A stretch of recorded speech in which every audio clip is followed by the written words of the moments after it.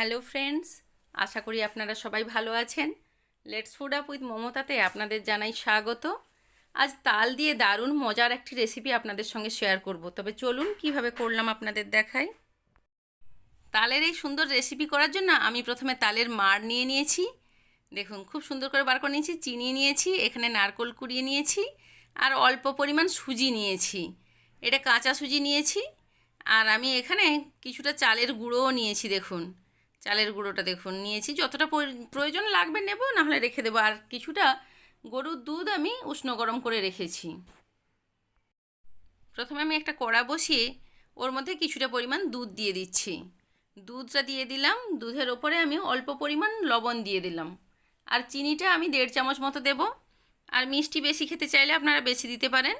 আমি চিনিটা 1.5 চামচ দিয়েছি। আর কাঁচা সুজিটা আমি দিয়ে দিচ্ছি এখানে 2 চামচ। আর এই সময় কিন্তু ফ্লেমটা লো করে রাখতে হবে, তাহলে সুজিটা ভালো করে সেদ্ধ হয়ে যাবে। আমি কোরানো যে নারকেলটা রেখেছিলাম তার অর্ধেকটা নিয়ে নিলাম। নিয়ে এটাকে ভালো করে আমি সুজিটা যতক্ষণ না সেদ্ধ হচ্ছে আমি এভাবে ভালো করে নাড়িয়ে নেব। সুজিটা যখন সেদ্ধ হয়ে আসবে তখন আমি এর মধ্যে চালের গুঁড়ো দেব।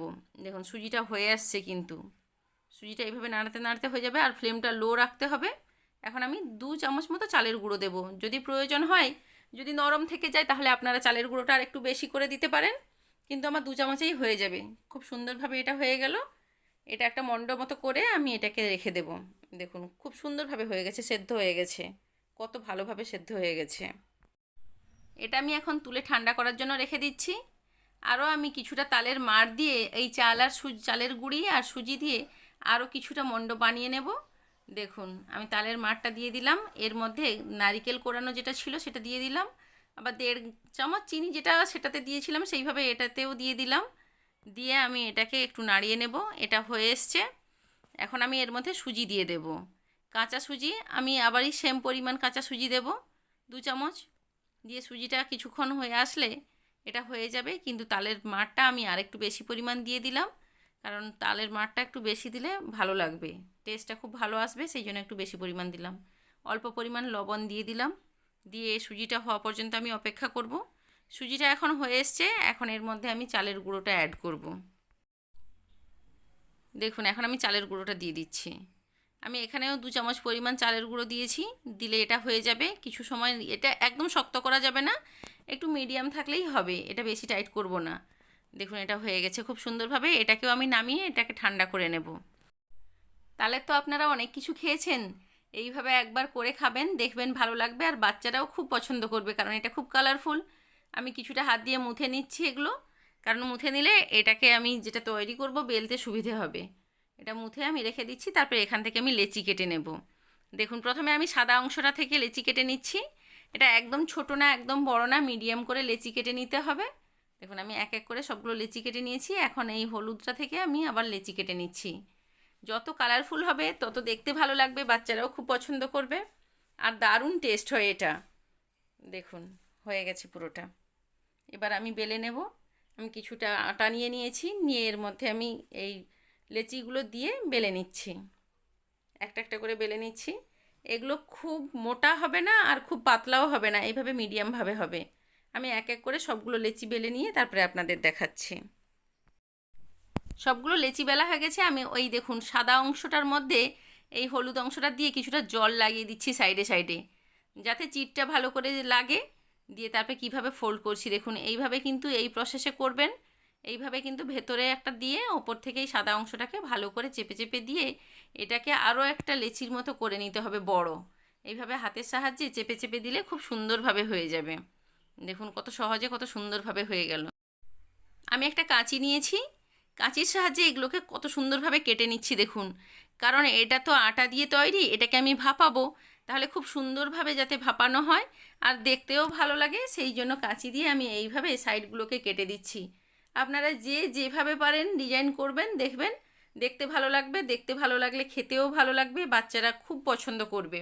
আর তালের তো কত রকমের জিনিস হয়, এইভাবে বিভিন্ন রকমের করে খেলে ভালো লাগবে, কারণ একই খাওয়ার সবসময় ভালো লাগে না। দেখুন কত সুন্দরভাবে আমি করে নিচ্ছি, এটা ভাপাতে খুব সুবিধা হবে।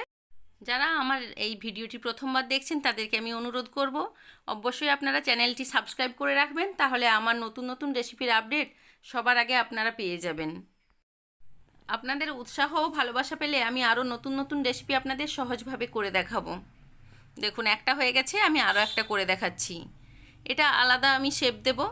এটাও আমি জল লাগিয়ে দিয়ে এইভাবে হলুদ অংশটা ভেতরে দিয়ে দিলাম, দিয়ে এটা মুড়ে এইভাবে গোল করে নেব। প্রথমে এটাকে ভালো করে চেপে চেপে মুড়ে নিয়েছি। দেখুন এটা কিন্তু একটা আলাদা ডিজাইন হবে। আপনারা এইভাবে বিভিন্ন রকমের করে দিতে পারেন। দেখুন এটা আমি ছুরির সাহায্যে এটাকে 4 ভাগ করব। পুরোটা কাটবো না, অর্ধেক করে কাটবো, আর নিচটা কেটে দিলে ওটা তো ভেঙে পড়ে যাবে, সেই জন্য আমি একটু ডিপ করেই কেটেছি। দেখুন এইভাবে কেটে নিয়েছি। আর এটা কাঁচির সাহায্যে সাইডগুলোকেও আমি কেটে দিচ্ছি। দেখুন এইভাবে কেটে দিচ্ছি। আর এগুলোতে বেশি কাটবো না, একটা করেই কেটে দিলে হবে, তাহলে ভালো করে সেদ্ধ হয়ে যাবে আর দেখতেও ভালো লাগবে। দেখুন এটাও আমার খুব সুন্দরভাবে হয়ে গেছে। আমি আরও একটা করে দেখাচ্ছি আপনাদের। এইটা একটু লেচিটা বড় করে বেলে নিয়েছিলাম, আর দেখুন এই হলুদ অংশটাকেও আমি হাত দিয়ে বেশ বড় করে নিয়েছি, নিয়ে আর একটা লেচি উপর থেকে চাপিয়ে দিলাম, দিয়ে সাইডগুলো আমি ভালো করে মুড়ে নেব। নেওয়ার পর এটাকে আমি কিছুটা বেলে নেব। এটা মোটা থাকবে, একদম পাতলা হবে না, মিডিয়ামও না, একটু মোটাই থাকবে। দেখুন 4 ভাগ করে নেব আমি প্রথমে, দিয়ে এটাকে কেটে কেটে আমি আরও ছোট ছোট ভাগে পরিণত করে নেব। এটা দেখতে কিন্তু পিৎজার মতো লাগবে, পিৎজা কাটলে যেমন হয় সেইভাবে।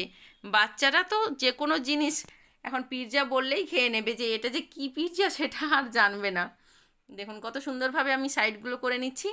দেখতে কিন্তু পিৎজার পিসের মতোই লাগবে। আর এটা ভাপানো, এটা স্বাস্থ্যকর।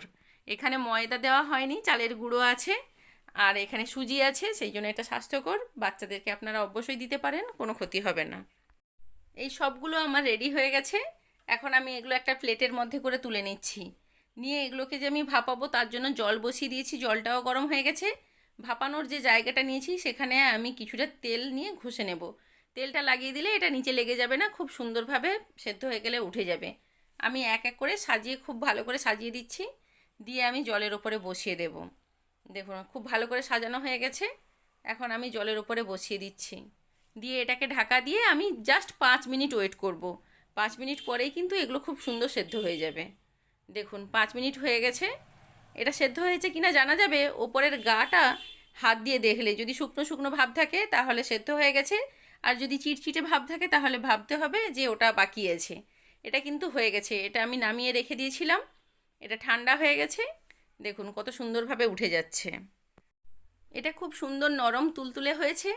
আমার এই রেসিপিটি যদি আপনাদের ভালো লাগে তাহলে অবশ্যই বাড়িতে একবার ট্রাই করবেন, দেখবেন খুব ভালো হবে। আর আপনাদের মূল্যবান সময় নষ্ট করে আমার এই ভিডিওটি দেখার জন্য আপনাদের সবাইকে জানাই অসংখ্য ধন্যবাদ। আপনারা সবাই ভালো থাকবেন, সুস্থ থাকবেন। ফিরে আসবো নতুন আরও একটি রেসিপির সঙ্গে।